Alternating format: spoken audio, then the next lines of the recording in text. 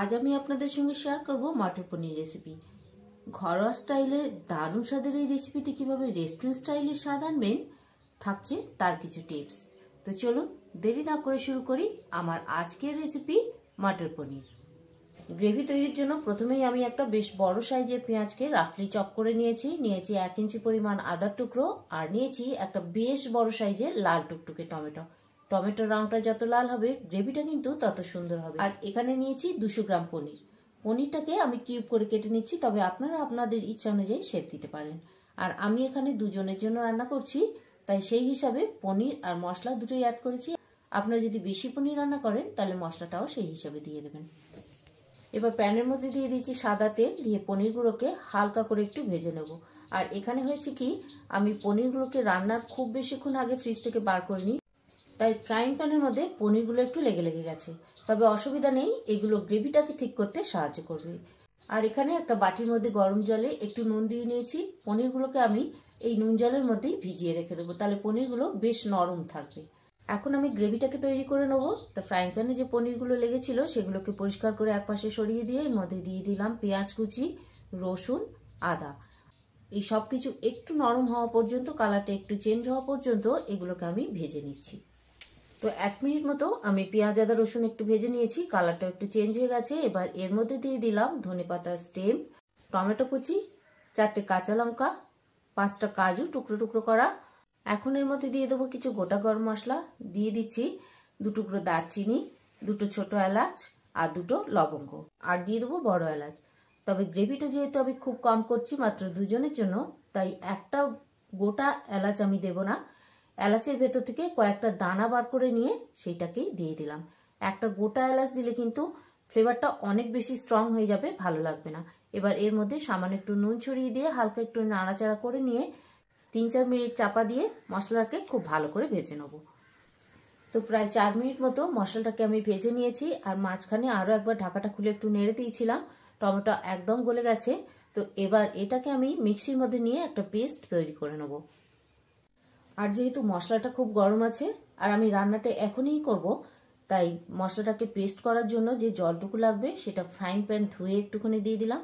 আর এর মধ্যে দিয়ে দেবো 3-4 টুকরো বরফ, তাহলে মশলাটা ঠান্ডা হয়ে যাবে আর মিক্সিটা চালাতে কোনো অসুবিধা হবে না। কারণ মিক্সিতে গরম কিছু পেস্ট করতে গেলে অ্যাক্সিডেন্ট হয়ে যেতে পারে, তাই যা কিছুই পেস্ট করতে হবে ঠান্ডা করে করতে হবে। তাই আমি বরফগুলো দিয়ে দিলাম। দেখুন একদম স্মুথ পেস্ট তৈরি হয়ে গেছে সাথে সাথেই। এবার ওই ফ্রাইং প্যানের মধ্যেই দিয়ে দিলাম আরও একটু সাদা তেল। এর মধ্যে কিছু গোটা মশলা ফোড়ন দেবো। দিয়ে দিলাম 1 চামচ গোটা জিরে, একটা শুকনো লঙ্কা, লঙ্কাটা আপনারা কম বেশি করতে পারেন, দিয়ে দিলাম একটা তেজপাতা, আর দিয়ে দিলাম 1 চামচ কাশ্মীরি লঙ্কা গুঁড়ো। আর এই রেসিপিতে হলুদটা খুব কম পড়বে, তাই আমি সামান্য হলুদ দিয়েছি। আর ধনেটা একটু বেশি পড়বে, দিয়ে দিলাম 2 চামচ ধনে গুঁড়ো। আর এখন যেহেতু ড্রাই মশলা দিয়েছি তাই একটু জল লাগবেই, তাই পনির যে জলটাই ভিজিয়ে রেখেছিলাম সেই জলটাই একটু দিয়ে মশলাটাকে খুব ভালো করে কষিয়ে নিলাম। আর এবার এর মধ্যে দিয়ে দিচ্ছি যে আদা পেঁয়াজ রসুন টমেটোর পেস্টটা তৈরি করেছিলাম সেটা। আর একটু জল লাগবে এখন, তাই মিক্সির মধ্যে বেশ খানিকটা মশলা লেগে রয়েছে, তো আমি মিক্সিটা ধুয়ে একটু জল এর মধ্যে অ্যাড করে দিলাম।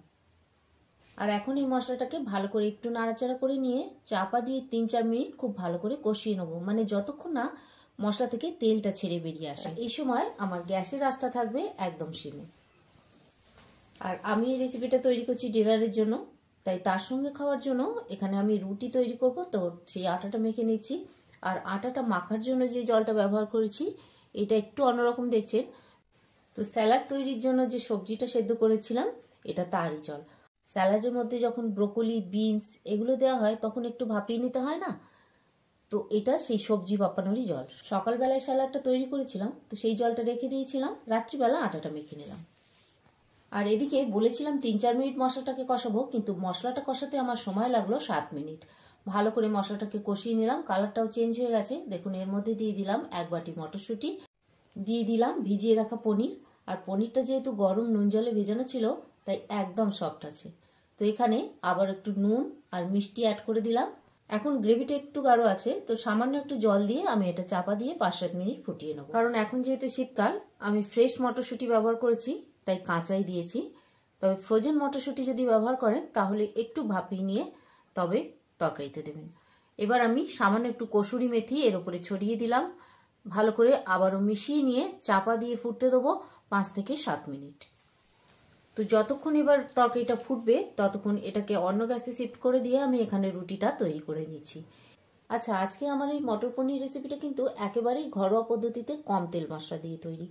যদি এটা রেস্টুরেন্ট স্টাইলে করতে চান তাহলে পনিরটা যে আমি সাদা তেলে ভেজেছি ওই সময় সাদা তেলের মধ্যে একটু বাটার মিশিয়ে দেবেন, বাটার আর তেল মিশিয়ে পনিরটাকে ভেজে নেবেন। আর যখন গ্রেভিটা তৈরি করবেন তো গ্রেভির মধ্যে একটু ক্রিম দিয়ে দেবেন, আর না হলে বাড়িতে যদি দুধ থাকে দুধ জাল দেওয়ার পরে ওপরে যে মোটা সরটা পড়ে সেটা দিয়ে দেবেন। আর বাকি রেসিপিটা কিন্তু আমি যেভাবে করেছি ঠিক সেভাবেই হবে। তাহলে এই রেসিপিটাই যদি রেস্টুরেন্ট স্টাইল করতে চান তাহলে এক্সট্রা লাগছে শুধু বাটার, ক্রিম বা মালাই আর একটু বেশি তেল, ব্যাস এইটুকুই। আর এই রেসিপিটা দিয়ে নান, পরোটা, জিরা রাইস খেতে কিন্তু দারুণ লাগে।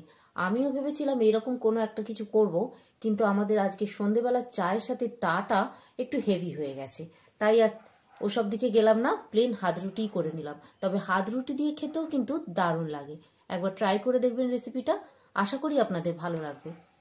তো প্রায় 7 মিনিট ফুটিয়ে নেওয়ার পর মটর পনির রেডি হয়ে গেছে। ওপর থেকে বেশ খানিকটা ধনেপাতা ছড়িয়ে একটু নাড়াচাড়া করে চাপা দিয়ে রেখে দেবো, যাতে ধনেপাতার গন্ধটা রেসিপির সঙ্গে খুব ভালোভাবে মিশে যায়। তো কেমন লাগলো আমার আজকের রেসিপি কমেন্টের মাধ্যমে অবশ্যই জানাবেন। যদি ভালো লাগে ফ্রেন্ডস অ্যান্ড ফ্যামিলির সঙ্গে ভিডিওটা শেয়ার করবেন। আমার আগামী রেসিপিগুলো দেখার অনুরোধ জানিয়ে শেষ করছি আমার আজকের রেসিপি। ভালো থাকবেন, সুস্থ থাকবেন, আর এই সম্পূর্ণ ভিডিওটাতে আমার সঙ্গে থাকার জন্য সবাইকেই ধন্যবাদ।